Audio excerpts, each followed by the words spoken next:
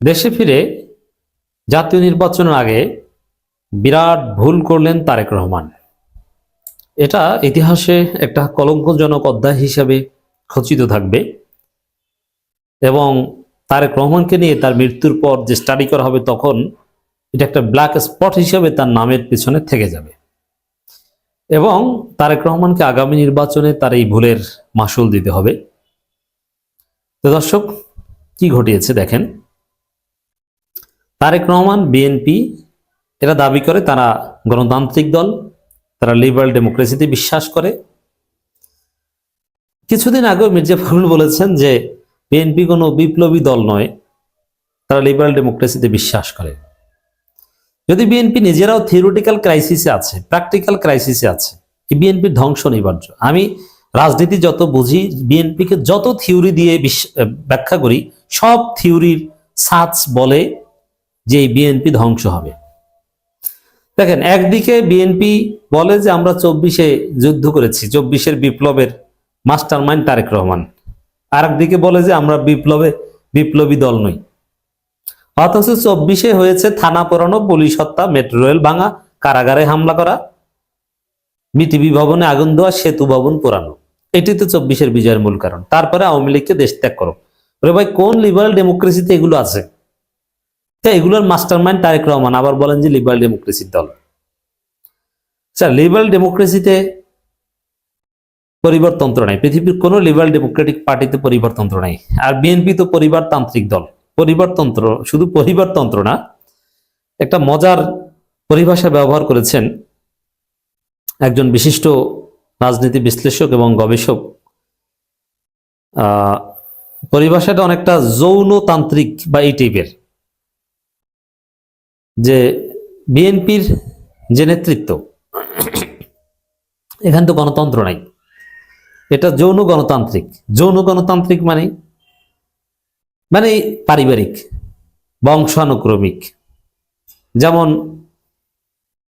বাবার ছেলে, তার ছেলে, তার ছেলে, এইটাই তো যৌন ঘটিত সন্তান, মানে এইভাবে ব্যাখ্যা করেছেন।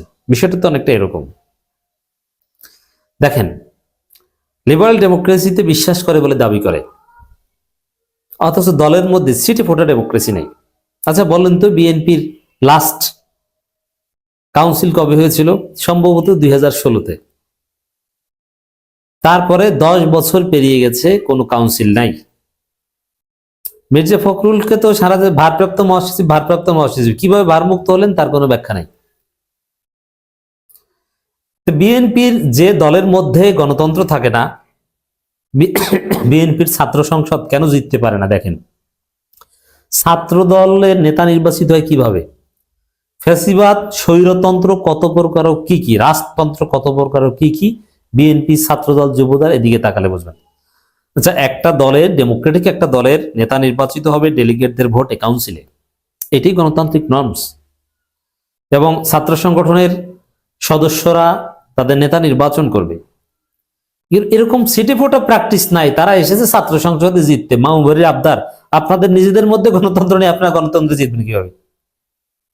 চুরি করা ছাড়া তো অন্য কোনোভাবে জিততে পারবেন না।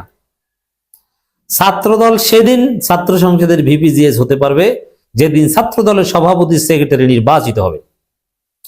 আর ছাত্র দলের সভাপতি, সেক্রেটারি, বিশ্ববিদ্যালয় সভাপতি, সেক্রেটারি, এগুলো যদি নির্বাচিত হয় তাহলে যোগ্য লোক আসবে এবং ওই যোগ্য লোকজন ছাত্র সংসদে নির্বাচন করতে পারবে, তারা জেতার সম্ভাবনা থাকবে, তারা ভালো কাজ করবে। কারণ তাদের ছাত্র দলের নেতা হতেই তো যোগ্যতার পরীক্ষা দিতে হবে, কারণ নির্বাচিত হতে হয়। এখন তো কিছু না, তারেক রহমানকে ম্যানেজ করতে পারলে, চান্দাবাজি করে টাকা কামিয়ে বিএনপির লোকজনকে, তারেক রহমান আশেপাশে যারা ঘুরঘুর করে তাদেরকে পয়সাপাতি দিলেই আপনি নেতা। বকুলকে, রিজভিকে ম্যানেজ করতে পারলে আপনি নেতা। তাহলে আপনি ছাত্র সংসদে জেতার কোনো যোগ্যতা আপনার থাকবে? যুব দলের সভাপতি, সেক্রেটারি, স্বেচ্ছাসেবক দলের বলতে পারবেন যে এটা কিভাবে নির্বাচিত হয়? একদম স্বৈরতান্ত্রিক, রাজতান্ত্রিক পদ্ধতিতে।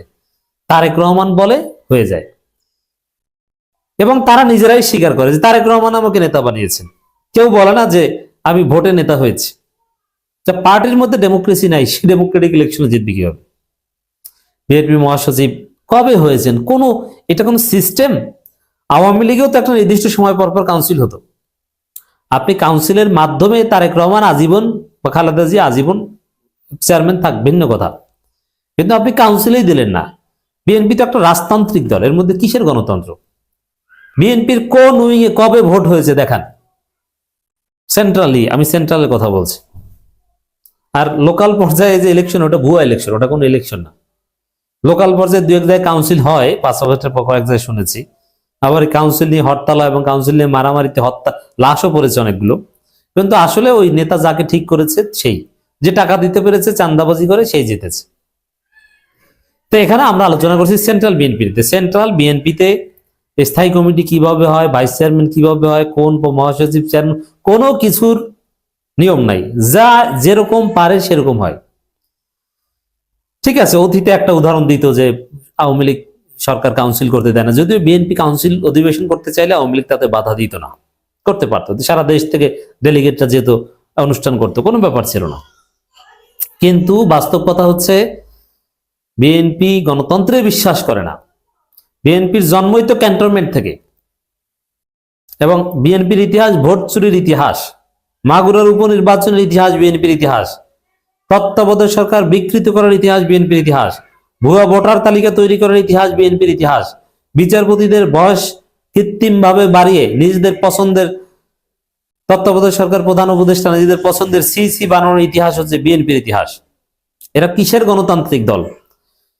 এত কিছু হলো, তারপরও মিনিমাম একটা এক্সপেকটেশন ছিল যে বাংলাদেশ, নতুন বাংলাদেশ স্বাধীন হয়েছে 5 আগস্ট পরবর্তী বাংলাদেশ, এই বাংলাদেশে অ্যাটলিস্ট সবাই ডেমোক্রেসি চর্চা করবে, জামাত ইসলামীতে, শিবিরে, সবার মধ্যে, এনসিপি, মানে ওয়েস্টার্ন ডেমোক্রেসির একটা ঢেউ বাংলাদেশে আমরা দেখি।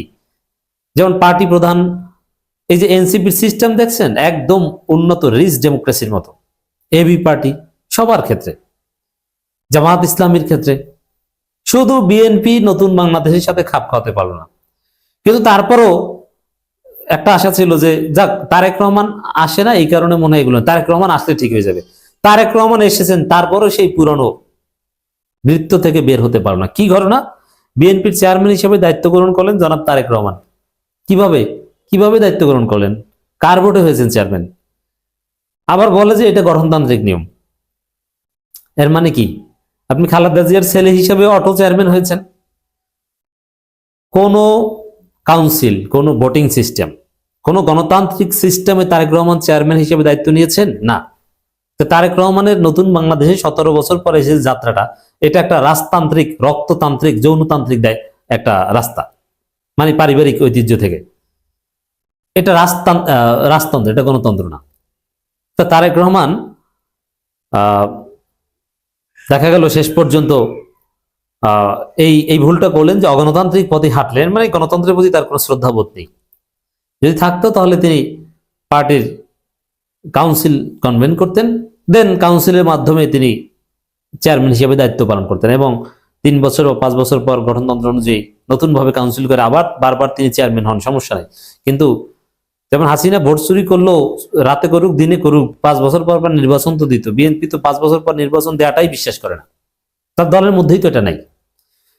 হাসিনা 5 বছর পর নির্বাচন দিয়ে নিজের অবৈধ ক্ষমতা বৈধতা দিত, আর বিএনপি যদি সুযোগ পেও জীবনেও নির্বাচন দেবে না। এটা তারেক রহমানের এই চরিত্র থেকে প্রমাণিত হয়েছে।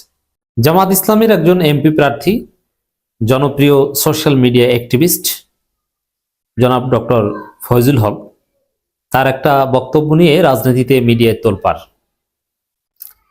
এমনভাবে জামাতেরও অনেক সুশীল ডক্টর ফয়জুল হকের বক্তব্যের সমালোচনা করছেন যে ফয়জুল হক আহামরি ভুল করে ফেলেছেন। এমনকি কেউ কেউ বলছেন যে ফয়জুল হকের নমিনেশন বাতিল করা হোক, অন্য কাউকে নমিনেশন দেওয়া হোক, ইত্যাদি ইত্যাদি। দর্শক, প্রথমে বলবো যে ডক্টর ফয়জুল হক যেহেতু বিএনপি করতেন, ছাত্র জীবনে শিবির করতেন, এরপরে বিএনপি করতেন, এরপর হঠাৎ করে জামাতের এমপি নমিনেশন পেয়েছেন। তিনি জামাতের কোনো নেতা ছিলেন না, এবং এখনো আমার জানা মতে তিনি রোপণ হননি। তো সেই জায়গায় হয়ে থাকলে আলহামদুলিল্লাহ। আমি সর্বশেষ যে তথ্য জানি বা তার সাথে যতটুকু কথা হয়েছে, তিনি রোপণ হননি তখন। তো জামাতের একটা অংশ তাকে মন থেকে মানতে পারছে না, এবং লোকাল জামাতের অনেকেও আমার কাছে অভিযোগ করেছে। কিন্তু রিয়ালিটি হচ্ছে যে মেনে নেওয়াই উচিত, আর মানুষ কেউ ভুলের ঊর্ধ্বে নয়। ফয়জুল হক ভুলের ঊর্ধ্বে কোনো ভুল কথা বলেন না, এই কথা আমি বলবো না। তবে তার আসনে জামাতের বিশ্বস্ত জামাত নমিনেশন দিতে পারে এবং জিতে আসার সম্ভাবনা রয়েছে। এই দিক থেকে ফয়জুল হকের ধারে কাছেও কেউ নেই। বিশেষ করে ফয়জুল হকের শুধু ঝালকাঠি এলাকায় দাঁড়িপাল্লাকে বিজয়ী করতেই ফয়জুল হককে দরকার সেটা না। জাতীয় রাজনীতিতে জামাত ইসলামের যে ইনক্লুসিভ পলিটিক্স, আমিরে জামাতের যে থিওরি আল ইত্তেহাদু মাল ইখতিলাফ, এটা আমিরে জামাত এখন বাস্তবায়ন করছেন। এটা আমিরে মুসলিহিনের থিওরি ছিল, আল ইত্তেহাদু মাল ইখতিলাফ নেসারাবাদ দরবারের থিওরি ছিল, কিন্তু আমিরে জামাত এখন পলিটিক্যালি সেটা এস্টাবলিশ করছেন যে আমাদের মধ্যে ইখতিলাফ থাকবে, ভিন্ন মাসলাক থাকবে, কিন্তু আমরা সব পলিটিক্যালি ঐক্যবদ্ধ হব। তো এই মহা ঐক্যের বাস্তবায়নে ফয়জুল হককে দরকার, এবং ফয়জুল হকের সোর্স ধরে জামাত এমন এমন জায়গায় প্রবেশ করেছে দ্যাট ওয়াজ টোটালি ইম্পসিবল, এবং জামাতের রাজনীতির অগ্রযাত্রার একটা বিরাট ধাপ জাস্ট ফয়জুল হকের উপর ভিত্তি করে জামাত অতিক্রম করতে পেরেছে। অর্থাৎ ফয়জুল হককে যারা ট্রল করেছেন, তার বক্তব্য আংশিক শুনে না বুঝে যারা সমালোচনা করছেন এবং নাক সিটকাচ্ছেন, তিনি জামাতের কে? আপনি জানেন না যে জামাতের কে? জামাত অনেক বড় বড় ধাপ ফয়জুল হকদের হাত ধরে এগিয়েছে। যেমন নেসারাবাদ দরবার শরীফ, এই নেসারাবাদী আবু জাফর সালেহ, খলিল রহমান নেসারাবাদী, এদের সম্পর্কে একটু বলি। কায়েদ সাহেব হুজুরের সম্ভবত এক ছেলের একটা ফতোয়া ছিল, আমি নিজে শুনেছিলাম, যে জামাতের কোনো রোকনের পিছনে নামাজ পড়া জায়েজ নাই, স্পষ্ট ফতোয়া ছিল। এবং বরিশাল অঞ্চলে ওয়াজ করতেন এবং যেখানেই যেতেন ওই জামাতের বিরুদ্ধে বলতেন, মওদুদিবাদ, অমুক্তম, এগুলোর বিরুদ্ধে বলতেন। এমনকি এত কঠিন ফতোয়া চরমনাই দিয়েছে কিনা আমার জানা নেই, যে জামাতের রোকন হলে তার পিছনে নামাজ পড়া যাবে না, এই ফতোয়া ছিল।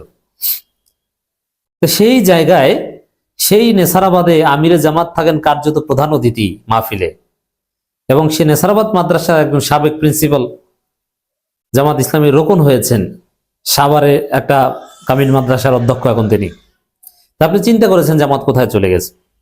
এবং ঝালকাঠি এনএস নেসারি কামিল মাদ্রাসার অনেক স্টুডেন্ট শিবির করে, অনেক শিক্ষক জামাত করে। টোটাল এনএস মাদ্রাসা এখন জামাতপন্থী মাদ্রাসা বলা যায়। পলিটিক্যালি তারা জামাতকে সাপোর্ট করে, কিন্তু মাদ্রাসা শিক্ষা প্রতিষ্ঠান পলিটিসাইজড হয়েছে, বিষয়টা এরকম না। তো শর্ষিনা একটা সেক্ট, যেমন দারুন নাজাত, এরা কিন্তু জামাতকে টলারেট করতে পারে না, কিন্তু সেখান থেকে জামাতের প্রোডাক্টই বের হয়। কিন্তু ওভারঅল স্ট্র্যাটেজিক্যালি, পলিটিক্যালি বর্তমান বাস্তবতায় শর্ষিনাপন্থীদের একটা বিরাট অংশ জামাতকে সমর্থন করে, আর এটা ফয়জুল হকদের মাধ্যমে সহজ হয়েছে। নেসারাবাদ সর্বশেষ মাদ্রাসায় প্রধান অতিথি কেউ ছিলেন না, কিন্তু কার্যত ডিফ্যাক্টো প্রধান অতিথি ছিল আমিরে জামাত, পীর সাহেব চরমনা, এরা ছিল, আরো পলিটিক্যাল নেতারা ছিল। এই যে আমিরে জামাতের প্রধান অতিথি সুলভ একটা ট্রিটমেন্ট পেয়েছে, এটা কিন্তু ফয়জুল হকদের কারণে সম্ভব হয়েছে। অতএব ঝালকাঠি অঞ্চলে, বৃহত্তর বরিশাল অঞ্চলে কিংবা পুরো বাংলাদেশে শর্ষিনা মাসলাকের সাথে সম্পর্ক স্থাপনে এই doctor Faizul Haque, that means কায়েদ সাহেব হুজুরের নাতি, এদেরকে জামাত ইসলামীতে ইনকর্পোরেট করে, এটা জামাত ইসলামীর একটা অসাধারণ সিদ্ধান্ত এবং কার্যকর একটা কৌশল, এবং এর সুফল জামাত পাচ্ছে। আর doctor Faizul Haque doesn't mean only ব্যক্তি ফয়জুল হক, এটা একটা চ্যানেল। ফয়জুল হকের ভাইরা সামাজিকভাবে বাংলাদেশে প্রতিষ্ঠিত, বিশ্ববিদ্যালয়ের প্রফেসর থেকে শুরু করে নানান পেশা আছেন, এবং তার আত্মীয় স্বজন সবাই জবরদস্ত আলেম। ফয়জুল হক যখন চান তখন শর্ষিনা পীর সাহেবের কাছে চলে যেতে পারেন, যে কোনো মেসেজ পৌঁছে দিতে পারেন, এবং এই ফয়জুল হকদের কারণেও শর্ষিনার লোকজন জামাতকে ভোট দিবে। এবং তিনি যে এলাকায় প্রার্থী হয়েছেন, শর্ষিনা প্রচুর মুরিদ, তারা আত্মীয়তার কারণে, বংশগত রক্তের কারণে ফয়জুল হককে ভোট দিবে। এবং হ্যাঁ, আমি বলছি না যে ফয়জুল হক একেবারে বা শিশির মনিরের মতো না, শিশির মনির, মির্জা গালিব তারা আলাদা। আপনি ত্রুটি বিচ্যুতি সমালোচনা করেন, সমস্যা নেই, কিন্তু তার আসনে ফয়জুল হকের ধারে কাছেও কেউ নাই জিতে আসার মতো। হয়তো তাই কেন নমিনেশন দেবে না, এটা ফয়জুল হক সম্পর্কে ভূমিকা বললাম।